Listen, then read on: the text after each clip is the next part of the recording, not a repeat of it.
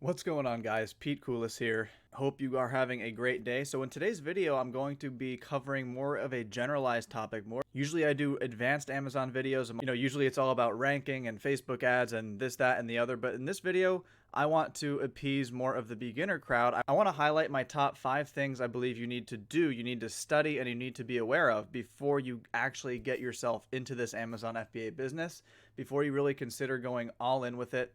And let's just go ahead and get into it, okay? So the number one thing I believe everyone needs to be aware of, whether you are a beginner, even if you're advanced, is cash flow. The concept of cash flow and the reality of how these types of businesses work. So here I am on Investopedia. This is a really reputable website, as you guys probably know, and it explains everything about cash flow, what exactly it is, that sort of the definition. I really advise you to just take a look at this article, read about it, and I really want you to understand the difference between free cash flow and net income, because those are two very different things. Well, first and foremost, gross revenue is wildly different than net income, which is wildly different than free cash flow. Okay, these are all things that are wildly different, and you kind of really have to understand the concepts behind these things if you really want to have the best chance at running a profitable business that is going to grow year in and year out. So gross revenue is obviously the top line number, the big number that everyone likes to flaunt all the time. That is basically just your total sales number, not deducting any of the costs, any fees, nothing, right? So that would be gross revenue. Net profit would be the actual net profit you have left over after you've paid all your fees, all your expenses, everything like that. Okay, for the majority of high-performing Amazon FBA businesses, the ones that I have seen, the ones that I've operated myself, right, if you're doing any sort of volume, any sort of real volume, you are going to be operating at about a 20 to 30% net profit margin for your business. Okay, that's not your product's profit margin. That's your overall business net. Okay, usually if you can get in the 20 to 30% range, if you're doing good volume, that is a great place to be. That means you have a healthy business. It's really hard to do much better than that.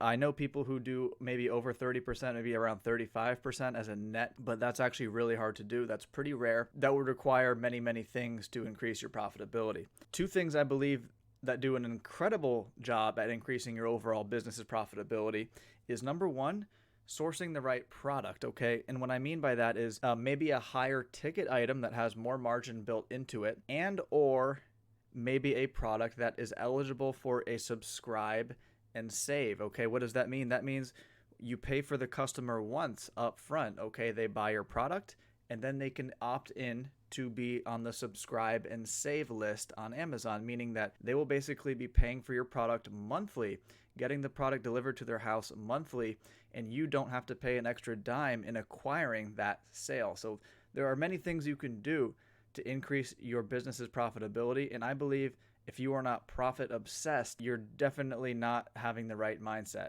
Some people disagree with me on that. Okay, some people are more about just generating as much revenue as humanly possible and letting the chips fall where they may. I don't really have that mindset. I am a profit-oriented guy. I like to actually have money in my pocket at the end of the day. Again, differences of opinion, differences in business models. You need to choose what is right for you. So after having a good understanding on the topic of cash flow, knowing how it works, knowing how physical products businesses work. This is not just unique to Amazon, guys.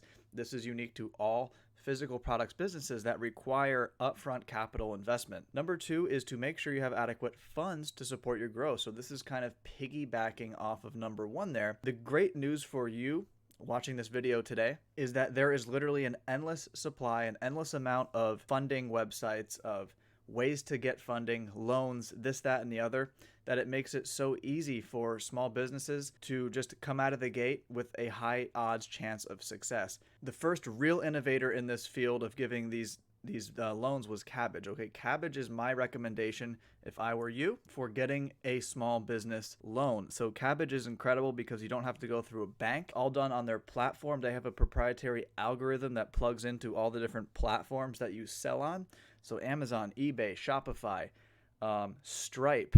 Okay, anything where sales occur and money is transferred, PayPal, they will analyze how much sales you're making and they will give you an amount that they will lend you. So basically the beauty of Kabbage is, first of all, the interest is extremely low, only a couple percent if you have good credit. And you can choose between 6, 12, and 18-month terms. So I highly recommend Kabbage. They are the real innovator in this industry. In fact, it's funny, they actually just recently partnered with Alibaba. If you notice on Alibaba, you'll see that buy now, pay later feature. That is through Kabbage. So another one that I see people using, upfund.io. So upfund.io is kind of a new age loan service for Amazon sellers. As you can see, you guys can go to the website and read it all for yourself. But I think their main perk is this right here, right? Unlike traditional Amazon loans, Upfund requires you to start paying back only after you started selling your inventory. That prevents you from having to borrow more than you need to keep, and it keeps you out of debt. I've heard good things about upfund.io. Check it out for yourself. Maybe it makes sense for you if you are in desperate need of some funding. So those are two platforms that I would recommend. Obviously, you can go through your bank,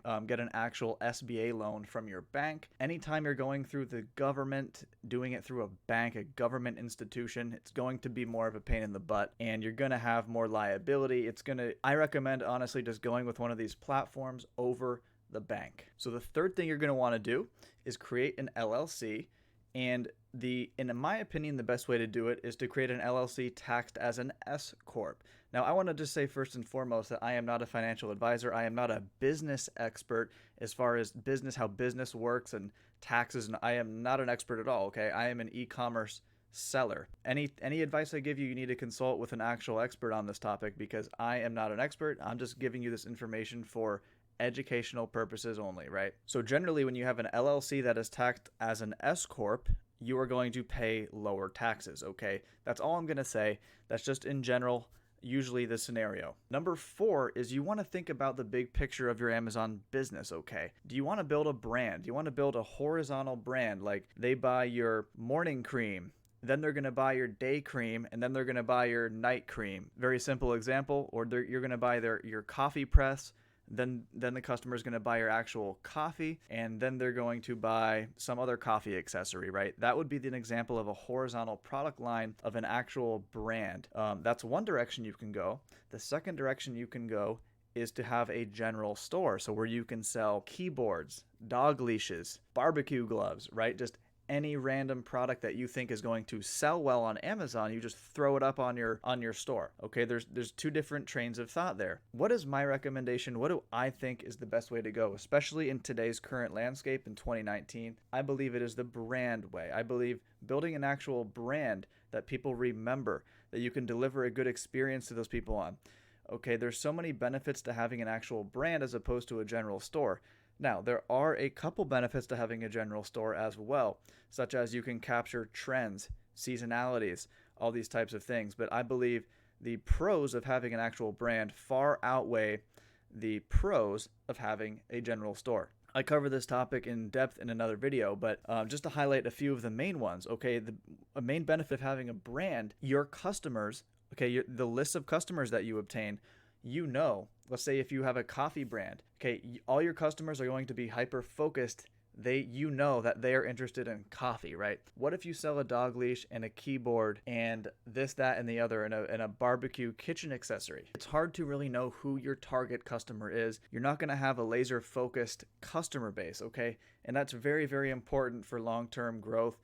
And running promotions outside of the Amazon platform, such as email marketing, Facebook advertising, all this kind of stuff.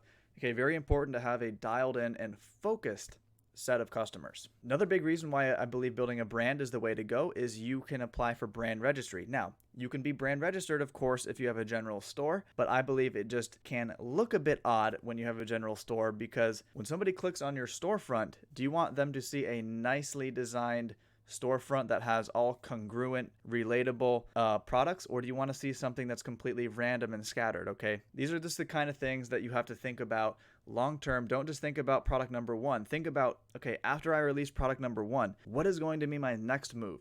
Is there another complementary product that's going to fit my first product perfectly? I always urge you to think long term, because building a brand and having a horizontal product line also allows you to build a nice looking website, okay, off of the Amazon platform. Build that brand, build that presence outside of Amazon. If you have that long-term mindset, you are going to be ahead of 99% of other sellers. So I kind of glossed over this. My number one website for creating LLCs is this one right here, mycompanyworks.com. I like them. I just think they do a good job. It's easy, simple. As far as pricing goes, they're competitive with all the other major guys. That's my recommendation. There's no affiliate links or anything. Take that for what it is. Lastly, the last topic I want to cover is you definitely, if you're ready to go all in, you have all these things covered, you're ready to do this.